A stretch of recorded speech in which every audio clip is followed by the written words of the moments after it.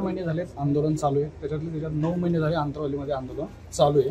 आंदोलन जे अगोदर चालू होतं ते आरक्षणासाठी चालू होतं। आरक्षणाचा मुद्दा कुठेतरी बाजूला पडत तो राजकारणाकडे गेला, राजकारणाकडून तो आता कुठेतरी जातीयवादाकडे चाललाय आणि गावागावातला जातीय सलोखा बिघडला। आमचंच गाव त्याच्यासाठी आम्ही पाहिलंय की ह्या लोकसभेला किती त्रास झाला आणि गावातले लोक आज एकमेकाशी बोलत नाहीये आणि आरक्षणाचा जो मुद्दा होता तो मागे पडत चाललाय। तर आम्हाला असं वाटतं कुठंतरी हे थांबायला पाहिजे, कुठंतरी गावातल्या लोकांच्या समाजाचं जे हे भान त्यांचं हे भावना समजून घेतल्या पाहिजे की काय आहे आपला रेटा बरोबर आहे, आपली मागणी बरोबर आहे, पण त्याची कुठंतरी आपण पद्धत वगैरे बदलायला पाहिजे आणि आपल्या याच्यातून बाकीच्यांना त्रास होता कामा नाही, कारण आपल्याला समाजात राहायचं आणि समाजाचा सलोखा बिघडू देता येऊ नये असं मला वाटतं प्रत्येकाने। काल जरांगे पाटील यांनी असाही आरोप केलेला आहे की तुम्हाला देवेंद्र फडणवीस आणि राज्यातल्या 4 मंत्र्यांनी काहीतरी आर्थिक पुरवठा केला आणि त्यानंतर तुम्ही त्यांच्या विरोधात जाऊ लागला।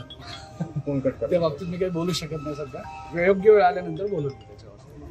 आता सध्या कसं आज तुम्ही निवेदन दिले, त्या निवेदनातून नेमक्या तुमची 2 निवेदन तुम्ही या ठिकाणी दिलेली, त्या 2 निवेदनातून तुमची नेमकी काय मागणी होती? नाही, पहिलं निवेदन असं होतं की गावातलं वातावरण बिघडलंय, जातीय सलोखा बिघडलाय, गावातल्या लोकांनी सुरुवातीला सर्व समाजाने त्याला पाठिंबा दिलाय। आजही दिवस ते लोक सेवा करतात, पण कुठंतरी ह्या जातीयवादामुळे ते थोडेसे बाजूला गेले। तर हे लोकांमधली नाराजी वाढली, पण ते समोर येऊन स्पष्ट सगळ्यांशी बोलू शकत नाही आणि आम्ही ती हिंमत केली, बरोबरला बरोबर आणि चूकला चूक बोलून दाखवण्याची हिंमत केली की हे कुठेतरी थांबवा, कारण गावागावातलं वातावरण बिघडलंय। कीर्तनाला कोणी जायचं, महाराज कुठला आलाय त्यानुसार कीर्तनाला जाणाऱ्याची संख्या आजकाल तशी दिसायला लागली।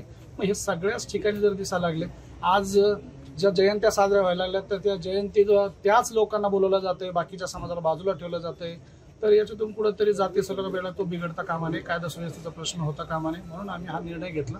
आणि गावात सगळेच मुलं शिक्षण घेत आहेत, आता 10वी 12वीच्या परीक्षा होत्या, नीटच्या परीक्षा होत्या, तुमचं जर 12, 1, 2 वाजेपर्यंत जर रोज जर कीर्तन ते चालू असेल तर त्या मुलांच्या शिक्षणाचं काय? गाव हे शक्यतो शेती हे त्यांचं मुख्य व्यवसाय, शेतकरी हा दिवसभर शेतातलं काम करून घरी येतोय आणि जर त्याला झोप मिळत नसेल, त्याच्या रहदारीवर जर अडचण येत असेल, प्रत्येक ठिकाणी त्याला सगळ्या अडचणी फेस करावं लागत असतील, लहान लहान मुलं आहेत, रोज एवढी वर्दळ, एवढ्या गाड्या, पोलीस बंदोबस्त, याच्यामुळे त्यांच्या पद्धतीने आंदोलन चालू होतं। फक्त उपोषण गावातलं स्थगित करा, पण आंदोलन तुम्ही चाललंय, पण उपोषण स्थगित करा।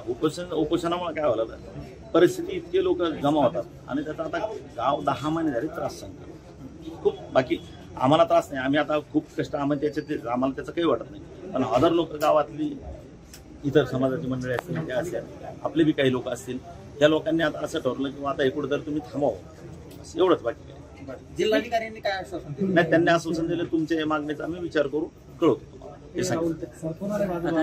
मागचं अजून दुसरं काही नाही, काहीच कारण नाही, दुसरं काहीच कारण नाही।